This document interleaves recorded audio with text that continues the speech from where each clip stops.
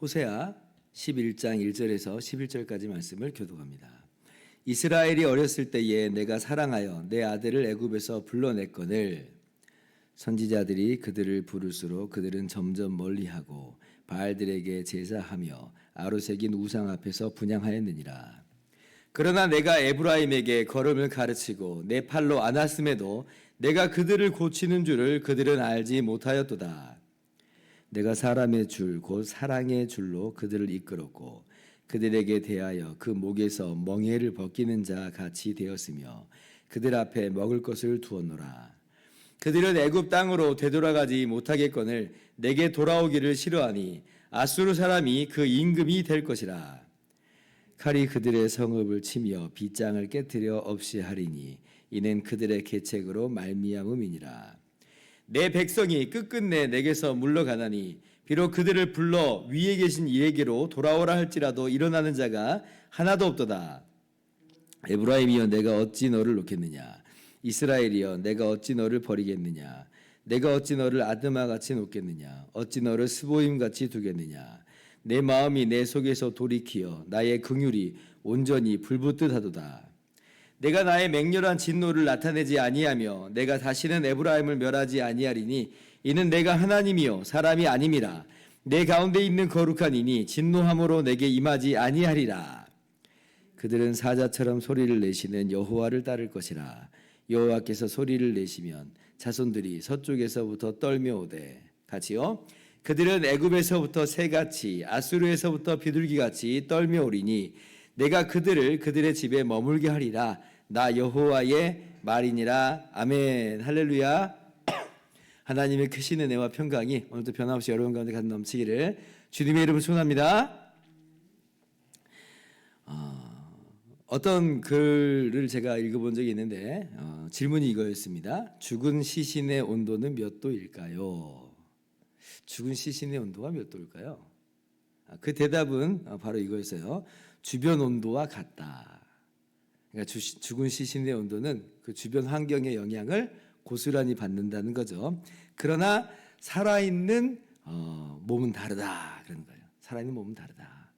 환경을 거슬러 그 안에서 움직이는 힘이 있다라고 하는 거죠. 주변의 온도가 아무리 추워도 우리 체온은 36.5도를 유지하고 있잖아요. 그러니까 살아있는 사람은 마치 그와 같다는 거예요. 하나님을 향한 아름다운 열매를 맺고 하나님이 기뻐하시는 아름다운 열매를 맺는다는 것이죠. 우리는 묵은 땅이 아니요 우리는 열매 맺는 땅이다 하는 거예요. 그래서 혹시나 우리 안에 정말 묵은 땅과도 같은 그러한 모습이 있었을 때에 어저께 우리가 어떤 말씀 나눴어요? 묵은 땅을 기경하라 하면서 다시 한번 우리에게 주신 그 은혜와 사랑을 기억하면서 하나님을 향한 아름다운 열매 맺기를 촉구하였습니다. 자, 그런데 오늘 그 이스라엘 백성들의 모습은 어떤가라고 할 때 이러한 이 촉구를 듣고 묵은 땅을 기경하고 공의를 심고 인애를 거두라 하였음에도 불구하고 그 권면을 듣지 않고 요지부동인 그 모습을 우리가 오늘 말씀에서 봅니다. 2절 보니까 선지자들이 그들을 부를수록 그들은 점점 멀리하고 바알들에게 제사하며 아루새긴 우상 앞에서 분향하였느니라. 부르면 부를수록 점점 멀리했다는 거예요. 하나님의 사랑이 참 얼마나 기가 막힌지. 하나님께서 이스라엘 백성을 400년 동안 종살이하던 애굽에서 건져내셨잖아요. 애굽에는 10가지 재앙을 내리시되 이스라엘은 은혜와 사랑 가운데서 건져내셨어요. 홍해물을 가르시고 그 가운데 건너가게 하시고 하늘에서 만나와 메추라기를 내리시고 매일같이 만나를 주시고 그리고 물이 없어 목마를 때는 반석에서 물이 나게 하시는 그런 은혜로 불기둥과 구름기둥으로 그렇게 인도하시는 하나님의 은혜가 있어요. 그런데 이스라엘 백성들은 하나님을 계속 원망하고 반역하고 떠나요. 하나님이 그래도 불구하고 그들을 사랑하셔서 계속해서 말씀으로 일깨우시고 선지자들로 일깨우시는데 근데 뭐예요? 계속 멀리 간다. 오늘 말씀에서는 특별히 이제 아버지의 사랑의 그 이미지를 좀 담아내고 있는데, 그 아버지가 자식을 키울 때, 아들을 키운다고 할 때 팔로 안고 걸음마를 가르치고 얼마나 많이 넘어져요. 그때 용기를 불어넣어주면서 걷고, 자전거 타는 것도 가르쳐주고, 자전거 탈 때 막 철퍼덕 엎어지는데 막 뒤에 끌고 잡아가지면서, 그래서 마침내 자전거를 막 타게 하고, 그렇게 인도하고 보호하고 그렇게 사랑하는 그 모습을 딱 우리가 이제 경험적으로도 알고 우리도 그렇게 하잖아요.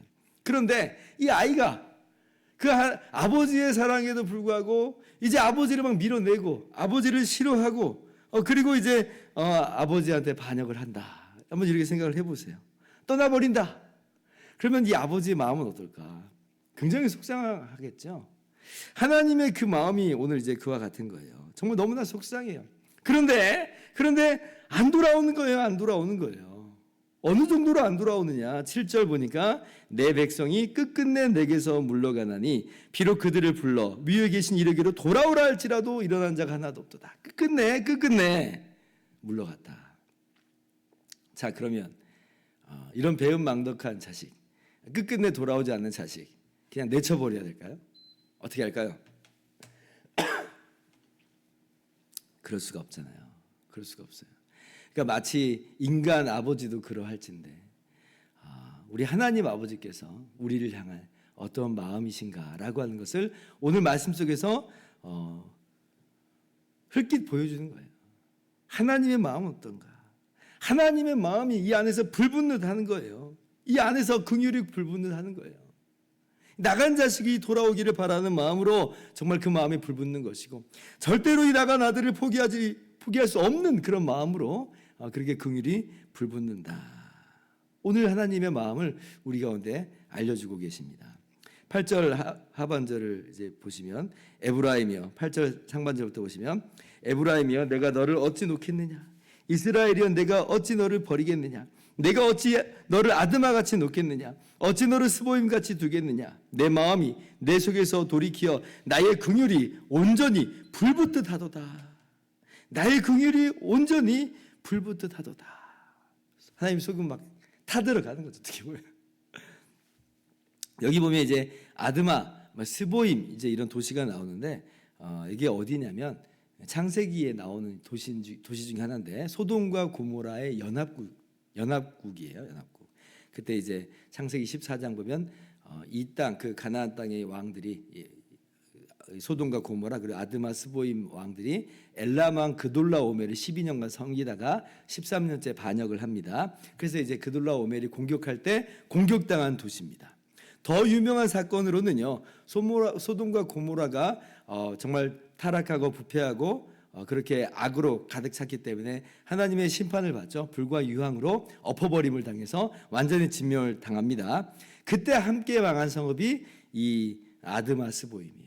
신명기 29장 23절 보면 옛적에 여호와께서 진노와 격분으로 멸하신 소돔과 고모라와 아드마와 스보임의 무너짐과 같음을 보고 물을 것이요. 우리는 이제 소돔과 고모라가 대표적이니까 거기만 어품을 당했다라고 이제 알고 있는데, 근데 신명기 말씀 보니까 아드마와 스보임도 마찬가지로 소돔과 고모라의 연합국으로서 함께 거기에서 이제 진멸당한 거죠. 철저하게 심판을 받은 거예요. 자, 그런데 하나님께서 오늘 뭐라고 말씀하세요? 내가 어찌 아드마같이 너를 놓겠느냐? 내가 너를 어찌 스보임같이 놓겠느냐? 어떻게 그것들같이 진멸하겠느냐? 버리겠느냐라고 말씀하세요. 자, 그러면 이스라엘의 죄가 더 작기 때문에 이스라엘은 그래도 그렇게는 안 하겠다라고 하시는 말씀일까요? 아니, 그거 아니잖아요. 지금 선지자들을 보내서 부르면 부를수록 떠나갔고 끝끝내 돌아오지 않았다고 한다면 이 이스라엘은 아드마나 스보임이나 별로 차이가 없다라고 하는 거예요. 그러나 하나님은 그럼에도 불구하고 이스라엘은 다르게 대우하시겠다는 거예요. 내 마음이 내 안에서 내 속에서 이 나의 긍휼이 온전히 불붙는 한도다 하면서 이스라엘에게 대해서는 다른 감정과 다른 대우를 하시겠다라고 하는 겁니다. 좀 안 좋은 어감입니다. 차별하시겠다. 좀 더 다르게 표현하면 하나님은 이스라엘을 구별하시겠다는 거예요. 구별하시겠다. 다르게 대우하시겠다. 어째서 그런가? 하나님께서 이스라엘을 택하셨기 때문에, 하나님의 자녀로 택하셨기 때문에, 그 하나님의 기쁘신 뜻대로 택하시는 그 사랑 안에서, 그 선택 안에서 다르게 대우하시겠다는 거예요. 이스라엘이 무슨 자격이 특별해서가 아니라, 조건이 있어서가 아니라, 무슨 하나님께 뭐 해드려서도 아니고, 자기 자신을 하나님께 증명해낸 것도 하나도 없어요. 똑같아요. 아드마나 스보임이나 똑같은데, 그러나 하나님은 그렇게 대우하시지 않겠다. 근데 오해하지는 말아야 됩니다. 그러면 하나님의 공의가 그러면 철회된 건가? 하나님은 이스라엘에게 공의를 그러면 공의를 내리시지 않겠다는 건가? 그럴 리는 없죠. 왜냐하면 하나님 변함없는 하나님이니까. 하나님은 여전히 공의의 하나님이에요. 그러면 하나님은 어떻게 하신다는 건가? 우리가 신약을 살아가는 우리잖아요. 우리는 예수 그리스도의 십자가를 경험한 사람들이잖아요. 그러면 이게 어떻게 진행되는지를 알아요.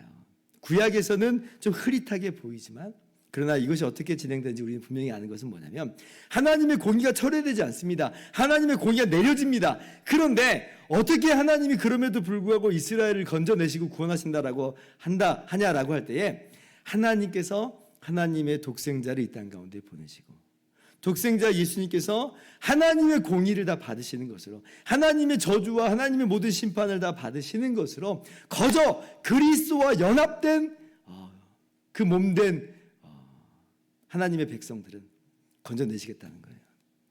왜냐하면 그리스도께서 대신 하나님의 공의를 받으셨으니까.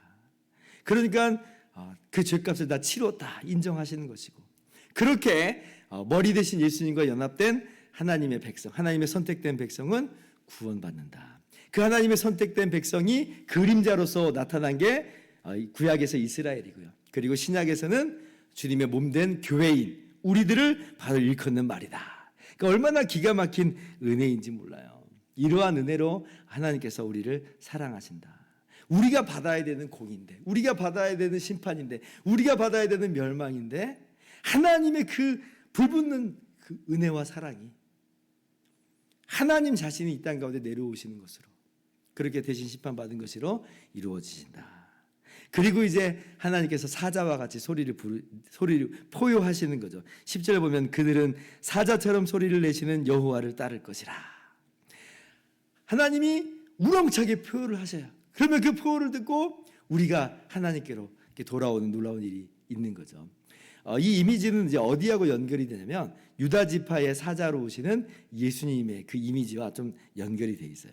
요한계시록 5장 5절 보면, 장로 중에 한 사람이 내게 말하되 울지 말라, 유대 지파의 사자 다윗의 뿌리가 이겼으니 그 두루마리와 일곱 인을 떼시리라. 그러니까 예수님은 어린 양이신데 동시에 유다 지파의 사자. 주님의 십자가로 모든 죄의 권세를 깨뜨리시고 뱀의 권세를 깨뜨리시고 뱀의 머리를 박살내시고 포효하시는 거예요. 그리고 그 포효 속에서 우리가 주님께로 돌아오는 그런 일이 있게 된 거죠.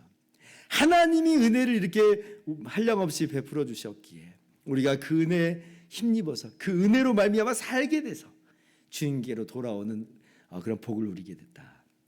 이게 우리가 받은 복입니다. 하나님의 은혜와 사랑이 얼마나 놀라운지 하늘을 두루마리 삼고 바다를 먹물 삼아도 다 기록할 수 없겠네. 오늘 내가 받은 은혜가 이거구나. 하나님이 이렇게까지 나를 사랑하시는구나 깨닫고 그 은혜 가운데 거하는 저와 여러분들 되기를 주님의 이름으로 축원합니다. 기도하겠습니다.